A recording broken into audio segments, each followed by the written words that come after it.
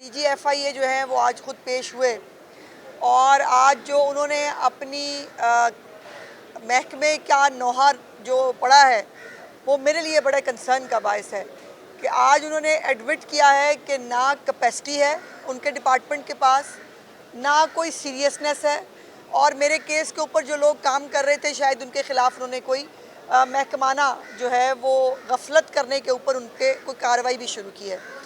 लेकिन आज जो दो तीन इम्पॉर्टेंट चीज़ें हैं, पहली चीज़ ये है कि ये एतराफ़ DGFIA ने किया है कि कोई भी सरकारी कोई डॉक्यूमेंट या कोई ऐसा MOU गवर्नमेंट टू गवर्नमेंट जो है या किसी जो सोशल मीडिया हमारी साइट्स हैं उनके ऊपर कोई भी ऐसा ना मीडिया के साथ, ना फेसबुक के साथ, ना किसी और के साथ जो है वो गवर्नमेंट ऑफ पाकिस्तान का कोई एग्रीमेंट नहीं है, जिसकी वजह से ना अकाउंट्स को जो है वो पूछा जा सकता है, ना उनके ऊपर जो आने वाला मवाद है उसको कहीं पर भी जो है वो ख़त्म कराया जा सकता है। जो बात वो करते हैं उसको कोई सीरियस नहीं लेता।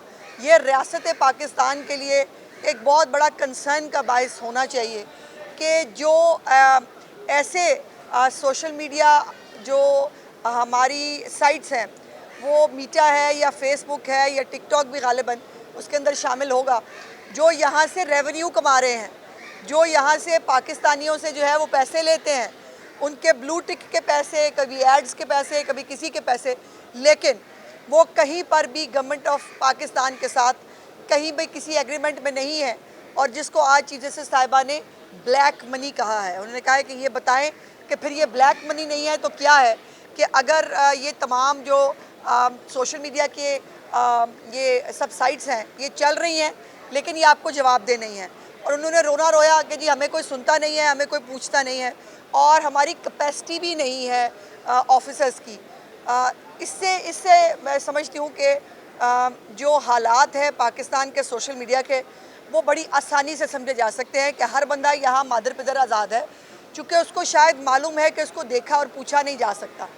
फिर उन्होंने खैबर पख्तूनख्वा हाउस के बारे में पूछा कि वो दहशतगर्दों का अड्डा क्यों है, उसके ऊपर भी उनके पास कोई खातर खा जवाब नहीं था कि जो ये जहाँ पर दहशतगर्दों को जो है वो सेफ़ एक हाउस बना के दिया गया है, जहाँ पर वो बड़ी आसानी से और मज़े से जो है वो रियासत की रिट को चैलेंज करते हैं और गुनाह करके, जुर्म करके वहाँ पर आराम से VIPs की ज़िंदगी गुजार रहे हैं। तो ये तमाम वो कंसर्न्स हैं जो रेज़ हुए हैं। फिर मुझे 10 दिन की तारीख़ मिली है, 10 दिन बाद मैं फिर आऊँगी और आके जो है वो फिर देखेंगे कि ये नौहा जो है ये कहाँ तक पहुँचता है।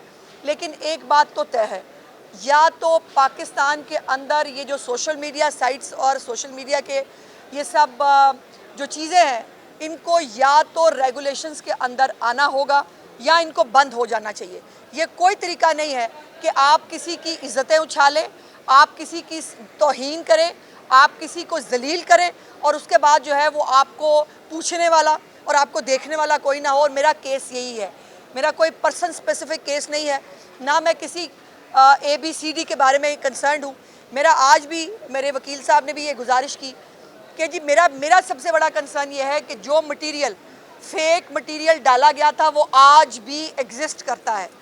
मुझे क्या रिलीफ मिला, 2-2.5 महीने हो चले हैं आप मुझे ये लड़ाई लड़ते हुए, कि वो तमाम चीज़ें अपनी जगह पर मौजूद हैं।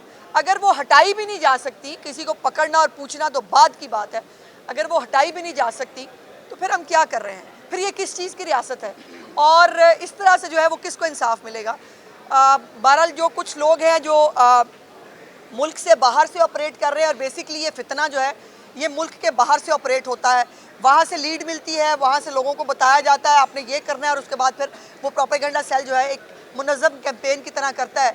उनके बारे में आज बताया गया है कि जी पहले शायद उनके ID कार्ड्स वगैरह ब्लॉक हुए थे, अब कोई सेकंड फेज़ है, उनकी जायदादें वायदादें अव्वल तो होंगी नहीं यहाँ कोई, और कोई होगी तो शायद उसको सीज़ करने के बारे में किया जाएगा। But this is not my concern. मेरा कंसर्न सबसे पहला ये है कि जो फेक वीडियोस पोस्ट की गई वो आज भी सोशल मीडिया पे मौजूद हैं और ये मेरे लिए सबसे ज़्यादा तकलीफ दे बात है। शुक्रिया। ये बताएं कि आप और मेरे जैसा लोगों का क्या हाल होगा कि एक वफाकी हुकूमत और पंजाब की सीटिंग मिनिस्टर पिछले 3 माह से इंसाफ लेने के लिए धक्के खा रही है, तो आम शहरी को क्या पैगाम दिया आपने? देखिए बात यह है कि इंसाफ तो इन अदालतों से मिलना है ना भाई, मैं जज तो हूँ नहीं। मैं भी आके गुजारिश ही करती हूँ, हर दफ़ा आके मैं बैठ जाती हूँ सारे कामकाज छोड़ के, और यहाँ पर जो है वो इंसाफ तलाश कर रही हूँ। ये इसमें डिसहार्टमेंट नहीं है। देखिए अगर डिसहार्ट होता तो सबसे पहले मैं घर बैठ जाती। ये 2-2.5 महीने की इस मुशक्क़त से मुझे क्या मिल रहा है, सिवाय इसके कि मुझे बार बार अपनी तौहीन महसूस होती है। आपके साथ में जाके यहाँ आके बात करती हूँ तो मेरे लिए कोई इज़्ज़त का मुकाम तो नहीं है, मेरे लिए एक तौहीन है, एक तकलीफ़ है कि बार बार मुझे लोगों को याद कराना पड़ता है कि जी मेरा एक फ़ेक वीडियो का केस आया था। मेरे लिए भी बड़ा आसान है, मैं घर बैठ जाऊँ, 2 लोग 2-4 दिन में शायद भूल जाएं, लेकिन नहीं, मैं उन्हीं औरतों के लिए लड़ रही हूँ कि ये रूल्स रेगुलेशंस बन जाएं। इस सोशल मीडिया को कहीं ना कहीं, पूरी दुनिया में सोशल मीडिया कहीं बेलगाम नहीं है, हर मुल्क में रेगुलेशंस मौजूद है, और रेगुलेशंस के साथ ही इसको देखिए, जो आपके अगर आपका हक है आज़ादी इज़हार राय, तो उसके साथ मेरे भी बहुत सारे हकूक़ जुड़े हुए हैं।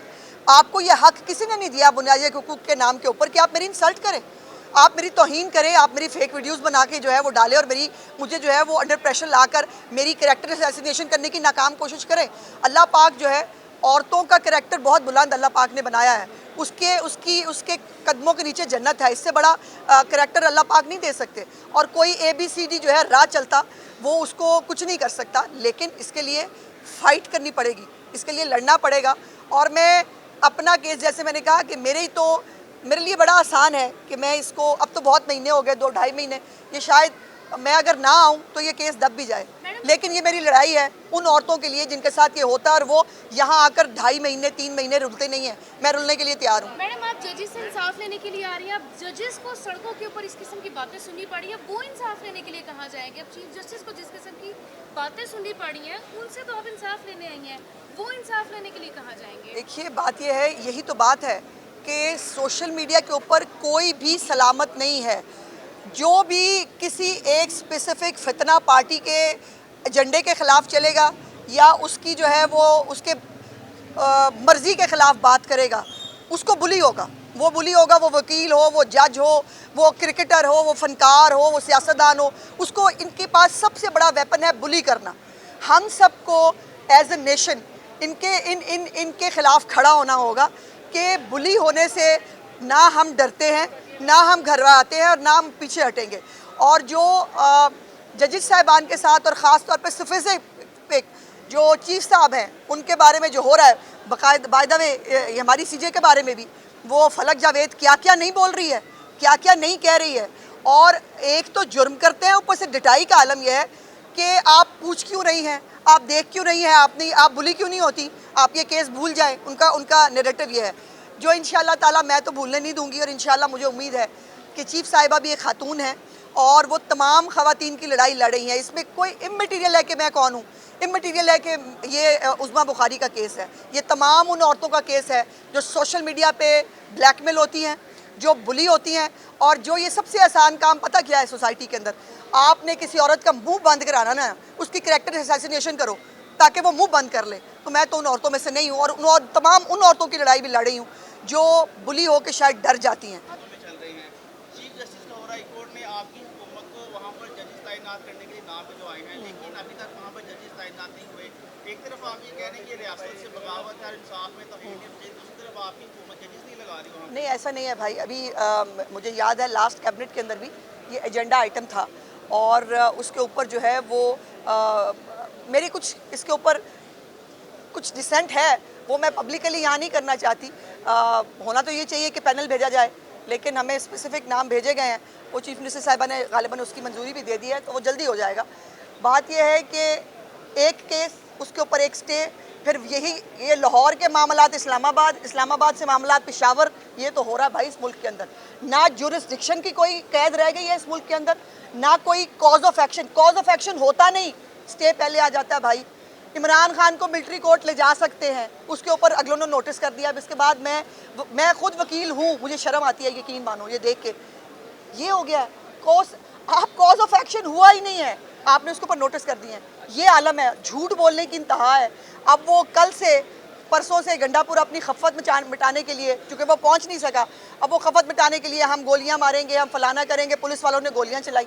मैं कैटेगोरिकली जो है ये बात चैलेंज कर रही हूँ। पंजाब पुलिस में किसी के पास उस दिन गन नहीं थी, सिर्फ टीयर गैस गन्स मौजूद थी। कोई भी असला, आतिशी असला जो है वो पुलिस के पास मौजूद नहीं था। तभी तो 25 पुलिस वाले जो हैं वो हर्ट हुए हैं। वो मुझे दिखाएं ना, कोई मुझे पीटीआई का बंदा दिखाएं जो ज़ख्मी हुआ हो। ज़ख्मी कौन हुए हैं? पुलिस वाले। 25 पुलिस वालों को जो है मार मार के धुआं कर दिया, सिर फाड़ दिया लोगों के।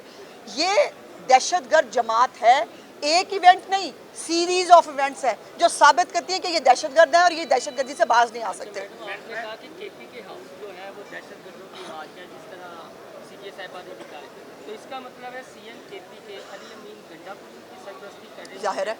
और फिर ऑप्शन क्या है रियासत के पास? गवर्नर राज है, क्या है, किस तरह आप क्या सजेस्ट करती हैं कि अगर दहशतगर्द वहाँ हाउस में छुपे हुए हैं तो ये तो रियासत के लिए अलार्म देखिए मोहसिन, एज ए डेमोक्रेट मैं कभी भी गवर्नर राज की उसकी हमायती नहीं हूँ, लेकिन सवाल ये है केपीके में दहशतगर्दी की आग लगी हुई है, रोज़ दहशतगर्दी के वाक़यात हो रहे हैं।